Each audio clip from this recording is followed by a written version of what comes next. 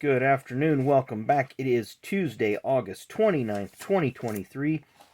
We only have a couple of events and we have a few birthdays to talk about, so we will go over those here in just a second. As far as our birthdays go, or I'm sorry, as our birthdays, we're doing this out of order, aren't we? The events 1992 on this date, Darrell Waltrip won at Bristol, not surprising. DW was a fixture in Victory Lane at Bristol throughout the 80s, and very, very rare. He only had one win in the 90s at Bristol, that coming in this race, the night race in 1992. And the significance of this particular win, it was the first one on the concrete surface.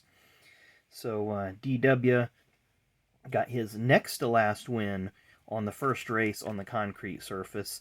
Then 1995, if you fast forward a little bit at Dover, Kyle Petty got his last win on the first race on the concrete at Dover. So it's kind of funny how the inaugural races on these concrete tracks offered somebody a victory near the end of their career. And then also on this date in 2020, William Byron won a crazy race at Daytona for his first career Cup Series win, and also got him into the playoffs that year. So let's look at some birthdays real quick. Former Formula One star, I believe he was an F1 champion. I failed to look that one up. Born on this day in 1947, he did pass away in 1993, the flamboyant James Hunt. Excuse me. Born on this day in 1960, more known for his sprint car racing, but he did run for Cup Rookie of the Year in 1988 for Mike Curb, Mr. Brad Noffsinger. Look up that car. It was one of the original. It was actually the second Sunoco car that ran in NASCAR Cup Series. Charlie Rudolph ran the first one in 1987, numbered 04. Then in late 87, early 88, Ed Pym, and then Brad Noffsinger in the number 98 Curb Records Sunoco Buick. So that was before the Sunoco sponsorship went over to Hagen. So let's start off with some birthdays that we do have some cards of. Born on this day in 1948, all the way from South Africa to become Kenny Schrader's crew chief in the early to mid-90s, Mr. Ken Howes. If you want to go back on the YouTube and watch some of the races from this era, 93, 94, 95, 96, it's pretty interesting to listen to him as he was... imagine the communication between somebody with a very strong South African accent and Kenny Schrader's Midwestern, Eastern Missouri. Well, y'all heard Kenny Schrader talk. It's pretty fun to listen to his interviews because a lot of those folks on that area of Missouri have a different accent. And so I imagine the radio communication, the radio chatter between those two was probably priceless.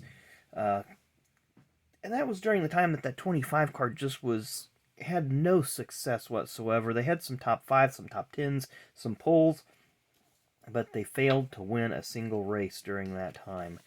But seemed like a pretty likable guy. Never heard anything negative. Our next birthday, born on this day in 1980, was a Truck Series Championship contender in the early 2010s for Red Horse Racing, Mr. Timothy Peters. And I realized when I was getting these out of the box that this is a rookie, so I'm going to set this one aside and put it in my rookie stack. And here you see some of the stuff when he was with Red Horse. I believe Tom DeLoche was the owner of this team, and they had different trucks, numbers 11 and 17 and 7, a lot of different winners.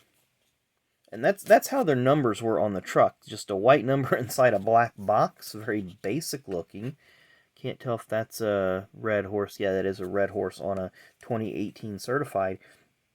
So Timothy Peters was one of these drivers that there in that early 2010s had a lot of potential, won a lot of races, was always strong, but they just seemed to fall short. Our final birthday, Hall of Famer, and broke a lot of barriers in the sport of NASCAR.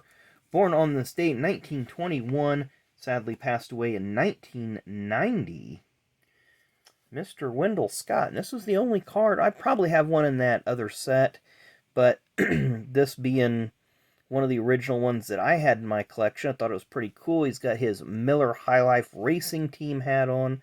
This was probably taken in the mid-'80s, I'm guessing.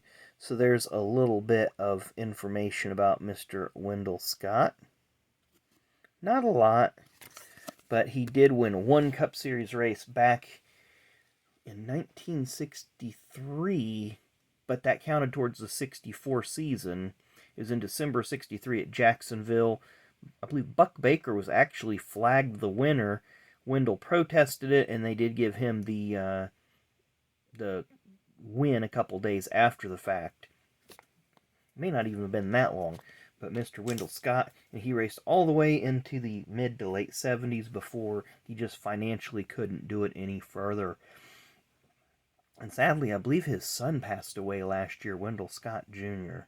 Wendell Scott Jr. never did race in the Cup Series level. I think he might have made it to like what would be now the ARC East, but I'd have to look that one up. But yeah, definitely go back and check out some of Wendell's stats. He doesn't have impressive stats because he was never a highly financed driver. But of course, being a NASCAR driver in the South in the 60s, you can imagine how rough life was for him. So anyway, thanks again for watching. Really, really do appreciate it. Make sure you come back tomorrow. Again, as we always say, we'll have something to rip or something to show. Not exactly what that's going to be just yet. But thanks again for watching, and we will see you tomorrow. Enjoy the rest of your Tuesday.